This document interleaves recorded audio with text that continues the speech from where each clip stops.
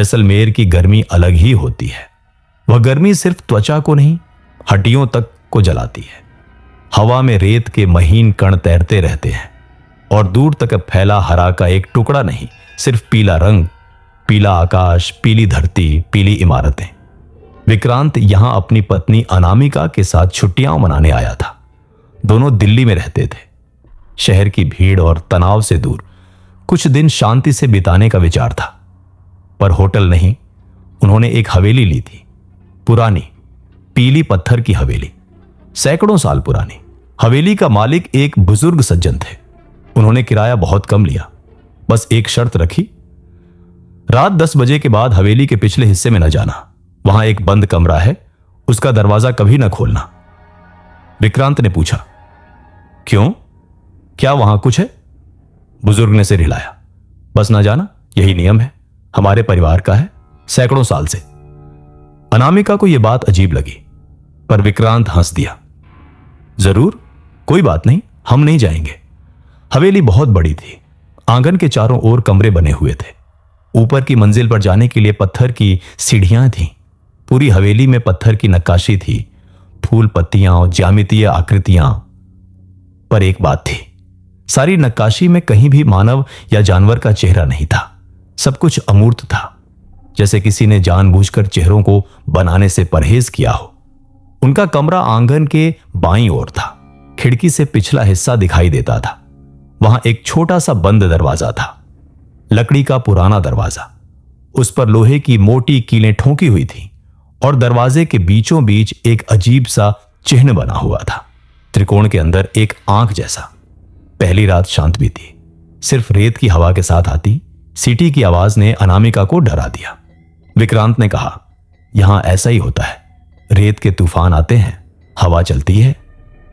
दूसरे दिन वे जैसलमेर के किले घूमने गए। पत्थर की संकरी गलियों से गुजरते हुए अनामिका ने एक दुकान देखी। दुकान में पुराने सिक्के, किताबें और हस्तशिल्प रखे हुए थे। दुकानदार एक बूढ़ा आदमी था। उसकी आंखें गहरी और झुर्रियों से भरी थीं। अनामिका ने एक पुरानी किताब उठाई। किताब के पन्ने पीले पड़ चुके थे। उस पर लिखा था, जैसलमेर के रहस्य। बूढ़े ने कहा, यह किताब सच्ची घटनाओं पर आधारित है, पर बहुत से लोग इसे नहीं पढ़ते क्योंकि इसमें लिखी बातें डरावनी हैं। विक्रांत ने किताब खरीद ली। शाम को हवेली लौटकर उसने किताब पलटनी शुरू की। किताब में जैसलमेर के इतिहास के बारे में लिखा था, राजाओं के बारे में, युद्धों के बारे में। और फिर एक अध्याय आया, शीर्षक था विस्मृति का कमरा। विक्रांत ने पढ़ना शुरू किया। लेख के अनुसार जैसलमेर में कुछ हवेलियों में एक खास कमरा होता था। उसे विस्मृति कक्ष कहते थे। जब किसी परिवार का कोई सदस्य ऐसा अपराध कर देता था जो समाज और परिवार दोनों के लिए शर्म की बात होती थी, तो उसे उस कमरे में बंद कर दिया जाता था। कमरे का दरवाजा बाहर से बंद कर दिया जाता था और उस व्यक्ति को वहीं भूखा प्यासा मरने के लिए छोड़ दिया जाता था। यह मृत्यु दंड से भी बदतर सजा थी, क्योंकि व्यक्ति मरता तो था पर उसकी आत्मा को मुक्ति नहीं मिलती थी। वह उसी कमरे में फंसी रह जाती थी और ऐसी आत्माएं अक्सर बहुत क्रोधित और दुखी होती थीं। वे भूलना चाहती थीं, पर भूल नहीं पाती थीं। वे चाहती थीं कि कोई उनकी कहानी जाने, पर कोई उनकी कहानी नहीं जानना चाहता था। विक्रांत ने किताब बंद कर दी। उसकी नजर खिड़की से बाहर पिछले हिस्से में उस बंद दरवाजे पर पड़ी।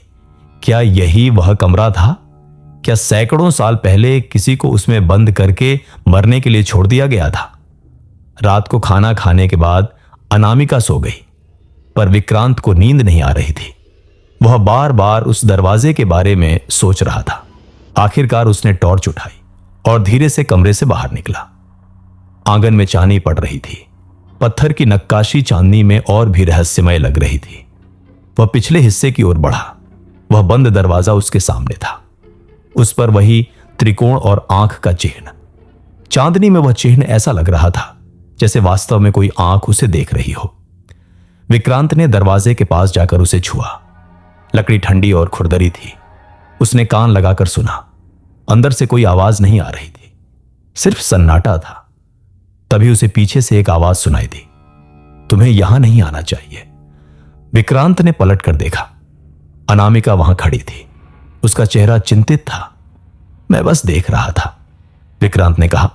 उस बुजुर्ग ने मना किया था, चलो वापस चलते हैं। वे वापस कमरे की ओर चल पड़े, पर विक्रांत ने पलटकर एक बार फिर देखा। उस दरवाजे पर वह चिन्ह अब अलग लग रहा था, जैसे आंख की पुतली ने हिलकर उन्हें देखा हो। कमरे में लौटकर विक्रांत ने फिर से वह किताब खोली। उसने विस्मृति कक्ष वाला अध्याय फिर से पढ़ा।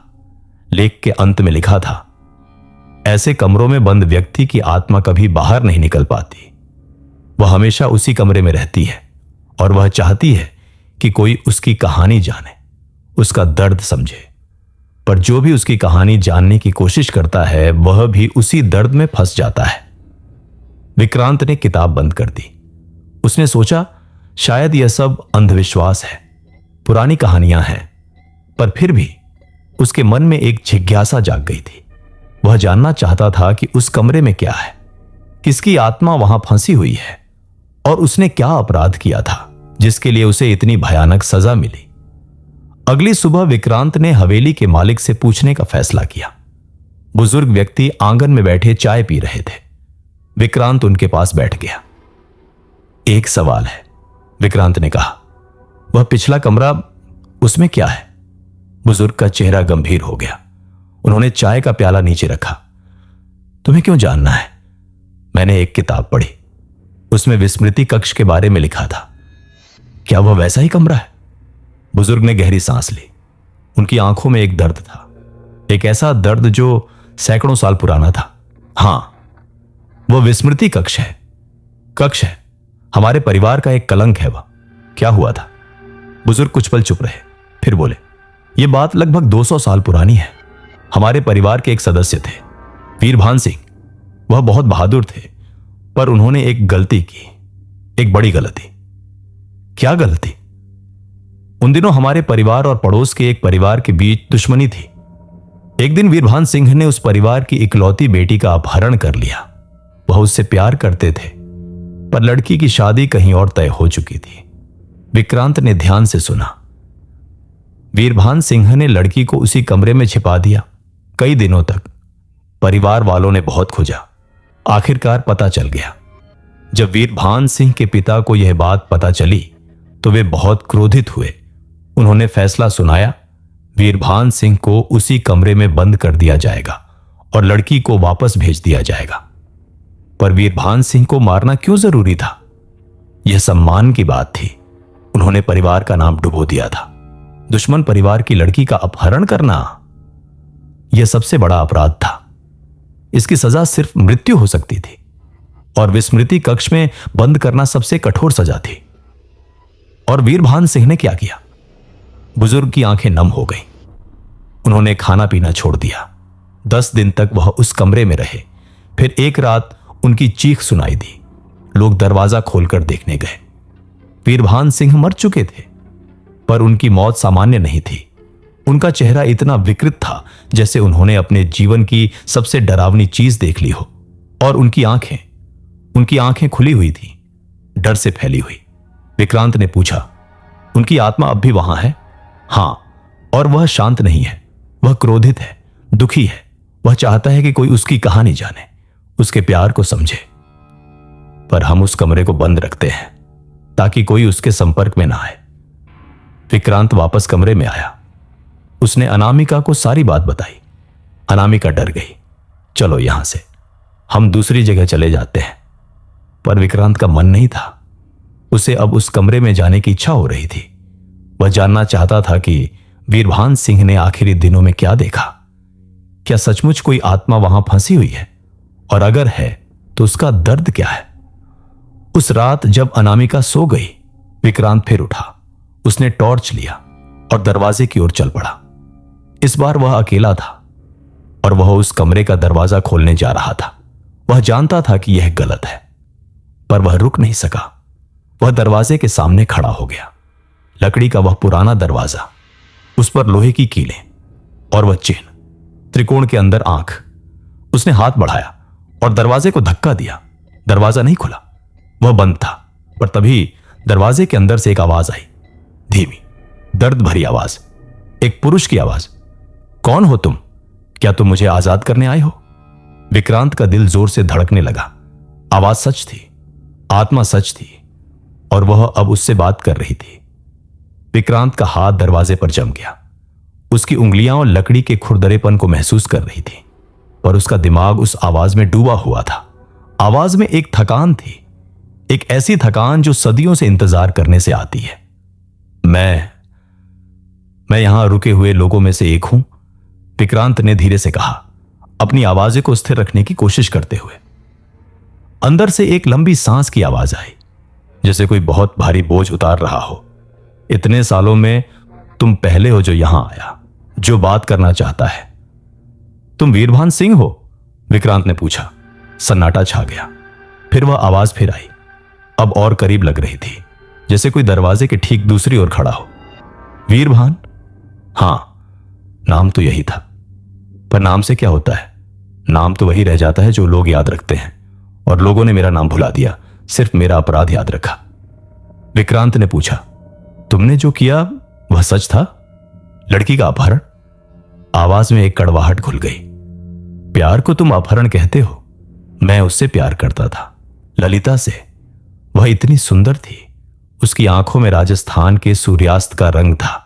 हम गुप्त मिलते थे, पर उसके पिता ने उसकी शादी एक बूढ़े सेठ से तय कर दी। मैं क्या करता? मैंने उसे बचाना चाहा, इसी कमरे में छिपाया।